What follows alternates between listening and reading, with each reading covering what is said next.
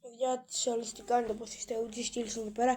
Σήμερα θα σας πάσω πως να κάνετε κανάλι στο YouTube από το κινητό. Πρώτα θα πρέπει να πάτε στο YouTube. Λοιπόν, η φάση. Πρώτα θα πρέπει να πάτε στο YouTube, εδώ πέρα. Και αφού πάτε εδώ, θα πρέπει να πάτε στο εσείς. Να πατήσετε προβολή καναλιού.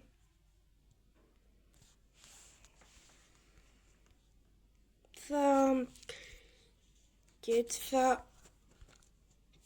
θα σας λέει κάποια πράγματα.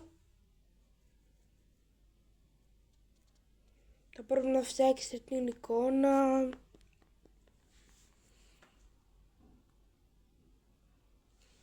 Εδώ πέρα θα έχει διάφορα πράγματα. Έχει τα βίντεο που κάνεις.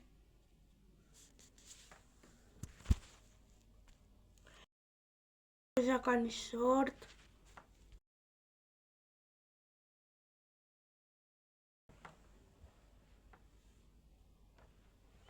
Live.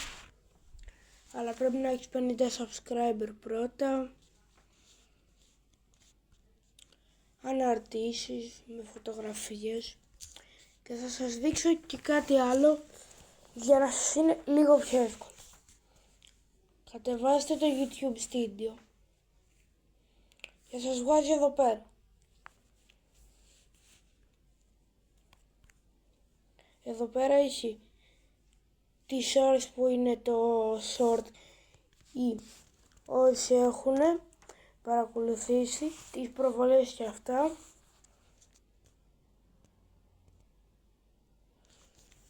Σου λέει εδώ πέρα τους subscribers σου. Αυτά.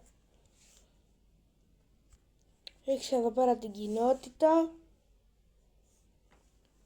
που όποιος θέλει στην κοινότητα να πάει και να γράψει ό,τι θέλει και ανάρτηση μπορεί να κάνει.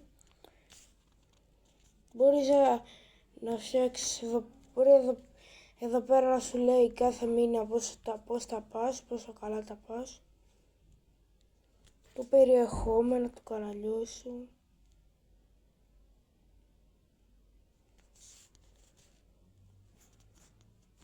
Εδώ πέρα είναι ο πίνακας, τα κέρδη. Για να έχεις κέρδη χρειάζεσαι 500 subscriber.